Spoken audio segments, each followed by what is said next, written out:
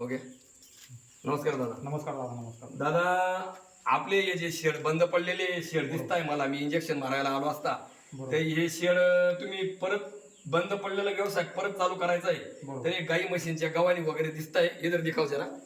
तर हे गाई म्हशींच्या गव्हाणी वगैरे जे दिसत आहे अनेक वर्षापासून हे बंद पडलेलं आहे. तर तुम्ही हे परत कोंबडी फार्म मध्ये कन्वर्ट करताय, तर तुमच्या मनात विचार कसं काय आला बा असं? नमस्कार दादा, माझं नाव करण चंद्रशेखर सोमुंची, राहणार बाळद, तालुका पाचोरा, जिल्हा जळगाव. आता हे जे तुम्ही बघताय का काय पूर्ण हे आता शेड हे पूर्ण 10-15 वर्षापासून बंद पडलेले होते. हे तुम्ही बघू शकता, यामध्ये गव्हाणी आहेत भरपूर. म्हणजे इथे तुम्ही असं समजू शकता की इथे आपण काहीच काम करू शकत नाही. बरोबर. पूर्ण कालांतराने आपल्याला या नवीन शेड मध्ये आपण कसं निर्माण करू शकतो, याच्यात नवीन व्यवसाय कसं काय चालू करू शकतो, याच्या दृष्टिकोनाने आपण आता इथे नवीन नियोजन केलेलं आहे. तर समोर ते आपण शेड बघू शकता. आओ इधर आपल्या पीछे हे तुम्ही शेड बघू शकता. तर हे बघा तुम्ही दादांनो, हे बंद पडलेलं शेड आहे काही वर्षापूर्वीपासून. या ठिकाणी हे बघा सर्व वस्तू अस्तव्यस्त पडलेले. हे दादा हे शेड परत चालू करताय. या ठिकाणी हे दादा कोंबडी फार्मचं नियोजन अतिशय सुंदर प्रमाणे केलेलं आहे. हे बंद पडलेलं शेड तुम्हाला चालू झालेलं आहे. या दादांनी एक शेड हे चालू करायचं आहे, पण चालू झालेले शेड तुम्हाला दाखवतो. तर हे बघा दादा, या ठिकाणी तुम्ही बघा हे जुनं शेड आहे, पूर्णतः जुनं शेड आहे. तर हे जुनं शेड तुम्ही या ठिकाणी बघू शकता. पूर्ण या ठिकाणी एलटे वगैरे चाललेले आहेत. सगळं जे अनेक वर्षापासून बंद पडलेला व्यवसाय परत चालू करायचा आहे. तर आपण बघू शकता या ठिकाणी त्यांनी परत, हे बघा शेतकरी बांधवांनी जे फेल गेलेले व्यवसाय ते परत आपल्याला चालू करायचे आहे दादा. तर आपण त्या जिद्दीने आपण इकडे तिकडे नोकरी न शोधता आपल्याकडे अनेक असे व्यवसाय आपण करू शकतो. पण आपल्याला निगेटिव्हमध्ये गेल्यामुळे आपल्याला त्या गोष्टी सुचत नाही. तरी या शेतकरी बांधवांनी जे चालू केलेलं आहे शेड तुम्ही बघा स्वतः. या ठिकाणी हे पण बंद पडलेलं शेड होतं. हे पण बंद पडलेलं शेड त्यांनी कशा प्रकारे चालू केलेलं आहे बघा दादा. या तुम्ही या ठिकाणी आपण बघा, या ठिकाणी या इकडे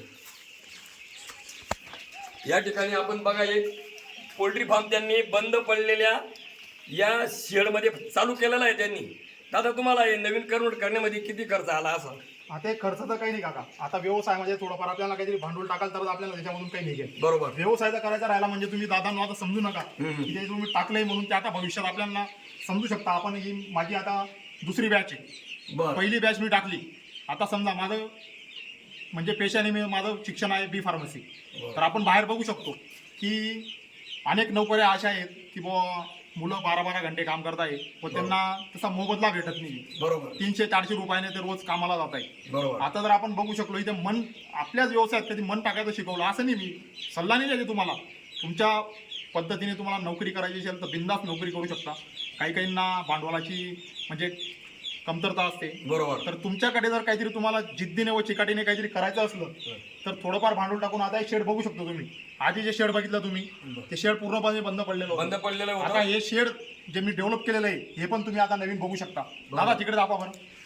हे पण पूर्ण जागा दाखवा. हे पूर्ण दादा या ठिकाणी बघा. या ठिकाणी हे जे जुने हे पाईप आहे हे सगळं जुनं शेड आहे.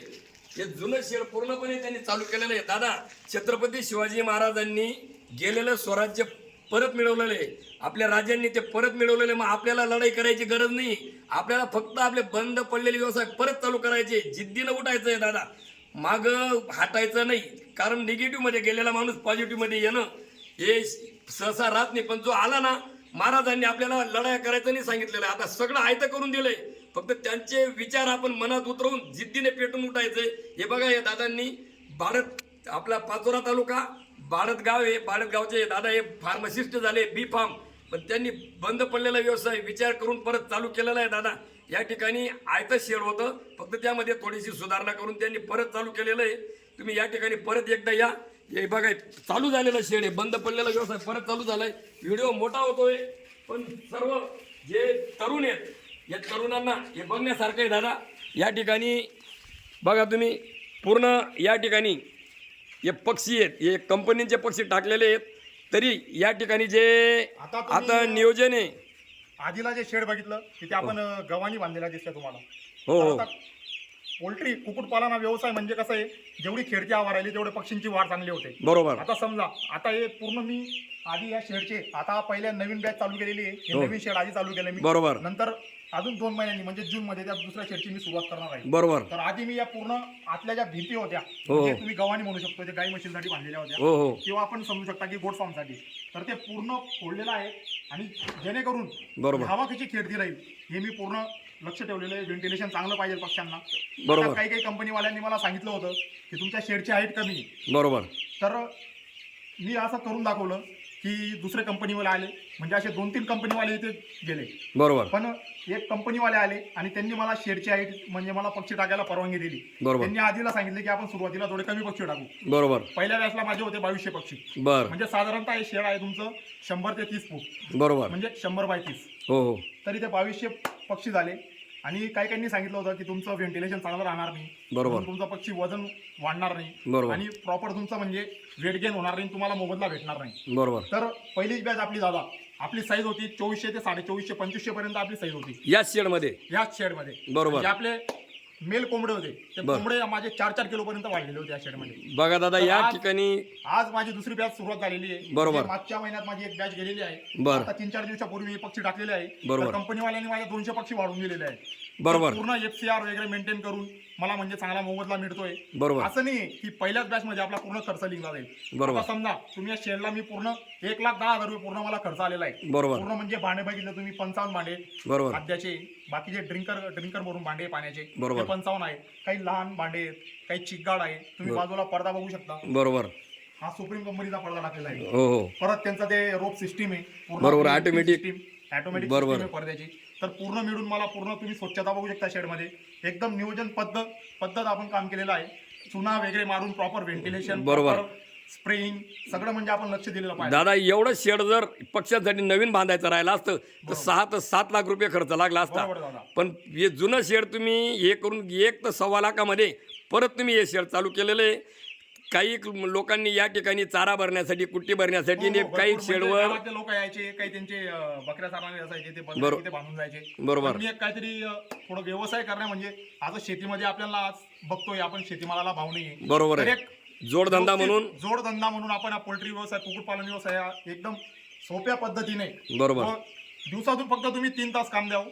बरोबर. शक्य आहे. फक्त 3 तास म्हणजे ते पूर्ण जिद्दीने बघितले पाहिजे. पक्ष्यांवर कोणता आजार दिसतोय का, बरोबर, त्यांचं खाद्याचे भांडे वॉशिंग आहेत का, पाण्याचे भांडे वॉशिंग केलेले आहेत का, बरोबर, प्रॉपर आपण टाकीमध्ये रोज आपण pH मेंटेन करण्यासाठी आपण औषधी टाकायची असतात. बरोबर. काही त्यांच्या औषधी आहेत, काही लसीकरण. बरोबर आहे. आज तुम्ही आलेच दादा, आपण बघितलं. बरोबर आहे. नाही दादा, आम्ही सुद्धा बघितलं तुमचं नियोजन अतिशय छान पद्धतीने नियोजन आहे दादा. तरी तुम्ही जे प्रोडक्ट म्हणजे याच्यामध्ये जे बनवलेलं आहे सगळं, तर असं जर इतर तरुणांनी जर घरच्या घरी छोटा का असे ना चालू केलं तर नोकऱ्या तर मिळतच नाही आहे. जवळजवळ कोणाच्या मागे 10-10, 20-20 लाख रुपये भरून पण नोकरी मिळत नाही. त्यासाठी तुम्ही जे हे पाऊल उचललेलं आहे, व्हिडिओ फार मोठा झाला, पण तुम्ही जे मार्गदर्शन केलेलं आहे दादा, इतर तरुणातील, महाराष्ट्रातील सर्व तरुणांना माझं एक विनंती आहे, रिक्वेस्ट आहे दादांनो, पॉझिटिव्हमध्ये या. निगेटिव्हमध्ये तुमचा कोणी टाकणारा मित्र जरी असेल, तुमचा घरचा जरी असेल किंवा मी स्वतः असेल, निगेटिव्ह माणसाजवळ थांबू पण नका. तुम्ही पॉझिटिव्ह लोकांची मैत्री करा, तुम्ही 100% पुढे सरकणार. हे व्यवसायातून या दादांनी सिद्ध करून दाखवलेले. बंद पडलेले शेड या ठिकाणी परत अजून ते 2 शेड चालू करताय, तिथं पण काम चालू केलेलं आहे. तरी माझ्या सर्व महाराष्ट्रातील आणि भारतातील सगळं तरुणांना इकडे तिकडे न पडता यूट्यूबवर काही मिनिटात श्रीमंत होतो बा माणूस, फालतू स्कीमांमध्ये पैसे अटकवू नका. आईवडिलांनी कामाला जाऊन आणि मोलमजुरी करून आणि फार कष्टाने पैसा कमवलेला असतो दादा. फालतू स्कीमपेक्षा या ठिकाणी आपण असे गोट फार्मिंग म्हणा, कोंबडी फार्मिंग म्हणा, गावरानी कोंबडी फार्मिंग म्हणा, कंपनीची फार्मिंग म्हणा किंवा इतर व्यवसाय असतील त्यामध्ये पैसे अटकवा, स्कीममध्ये पैसे अटकवू नका. अनेक ठिकाणी लोक फसलेले आहेत. तरी या दादांचे मार्गदर्शन आपल्याला लाभलेलं, आपल्याला समोर व्हिडिओ दाखवलेला आहे दादा. व्हिडिओ मोठा झाला त्याबद्दल माफ करा, पण व्हिडिओ बघा आणि जिद्द धरा दादा. नमस्कार. धन्यवाद दादा. हो.